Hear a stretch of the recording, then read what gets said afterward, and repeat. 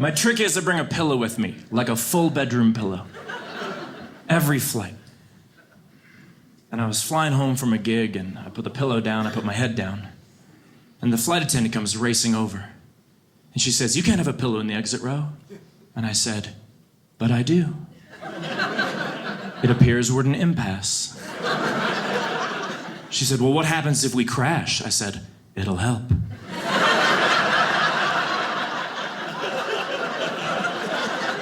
It's a pillow. I don't know if you know much about these, but they're soft, they float. Those are the qualities of something I'd like to bring with me to a plane crash. If I knew that we were going to crash, I could bring anything in the world. I'd bring a pillow and a second plane. Those would be the two things I'd like to have. She said, "No, what if we crash and the pillow falls? Someone has to get by it. What will you do?" I said, "Oh, in that case, I'll let them step on my pillow. Because I'm not a monster." And you'd have to be, for someone to be on fire, screaming, and just say, "Could you please watch the pillow?" "Yeah, burning alive, whatevs. That cost me $8. I won't even be there to say any of that. I'm in the exit row. I'm the first one off the plane. But she keeps at it. She said, "No, what if the pillow slows them down?" What if a pillow slows someone down during a plane crash? It's their time. Yeah.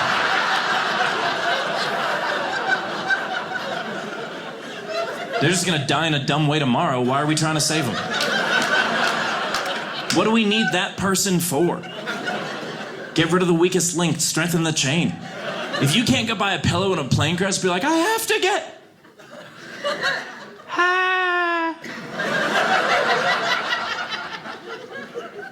"Oh no. Help me. Think, Jerry, think." We didn't lose a doctor when that happened, okay? We lost someone dumb enough to not be able to tell the difference between kids and dogs. That's who we lost. My apologies to my cousin. But she kept at it. She kept at it. She said, "What if it slows them down? What if it obscures their path? What if it obscures their path?" I think you mean obstructs their path. I understand that the word obscures and obstructs, those words start the same, but they get real different. And I don't want you mixing up words. That's the most important part of your job, to know what words mean.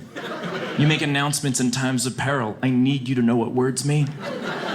I don't want there to be an accident. Be like, "Everyone head toward the explosion. I mean exit, haha." I don't want that.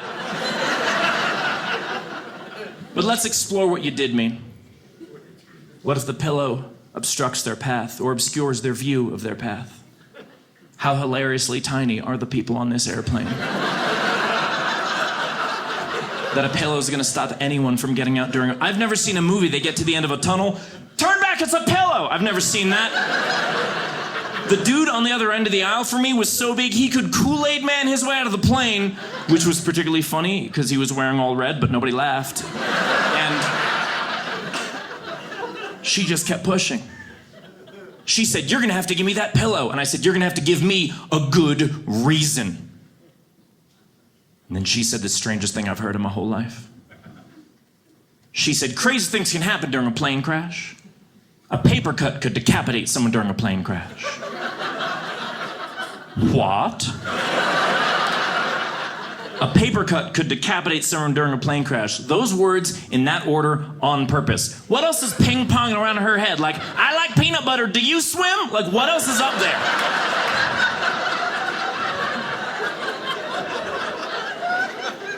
That she landed on a paper cut that could decapitate somebody in a plane crash, and I just said, "That's not a thing," because I was out of clever. I'm a pretty quick guy, but the chamber was empty. Well, conversation's a two-way street. I say something that leads you to say something peripherally related to what I just said. But that's not what happened. Because all I said was, "You're gonna have to give me a good reason." I didn't say something that'll mess me up for 10 years. I didn't say that. But that's what she heard.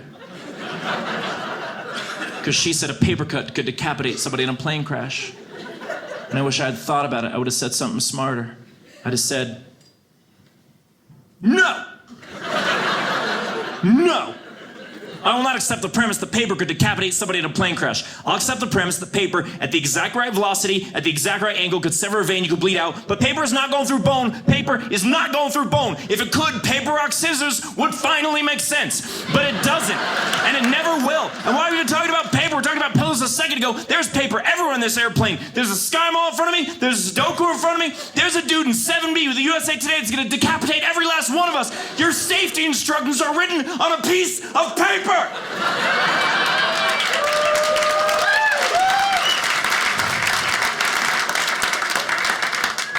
But I did not have all that. So I just said, that's not a thing. But the crazy train had a second stop to make. Because she said, you don't know, you've never been in a plane crash. And I said, well, you're talking to me, so you haven't either. I'm assuming she's not the survivor of a crash we never heard of, just the great paper cut crash of 2012. And we never heard about it because the news didn't run anything about it. They weren't right to her house. They tried. They were like, we have a few questions for you. She said, who are you? They said, we're with the paper. She said, I'm afraid of paper. And then they never got the story. Now she goes to work every day surrounded by a mountain of Sudokus and Sky Malls, and she perseveres even though she has PTSD, which is very serious, paper traumatic stress disorder. It's incredibly serious, makes opening letters very difficult for her, but she perseveres because she's an American hero. Or she's a nutball on a power trip.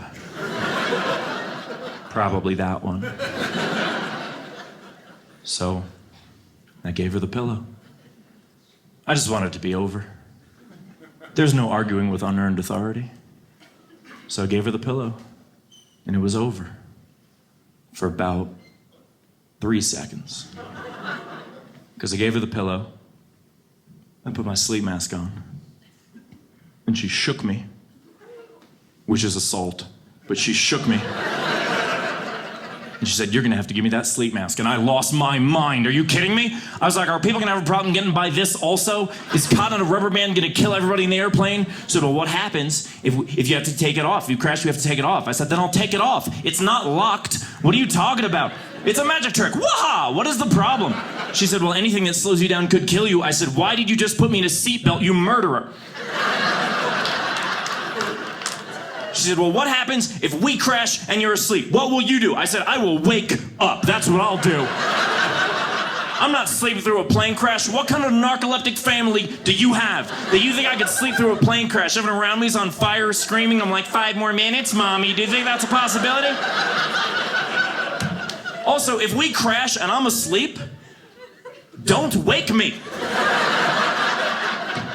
Who wakes someone up to die? Be like, hey, sleepyhead. Yeah, you almost missed all this. You were gonna die without knowing.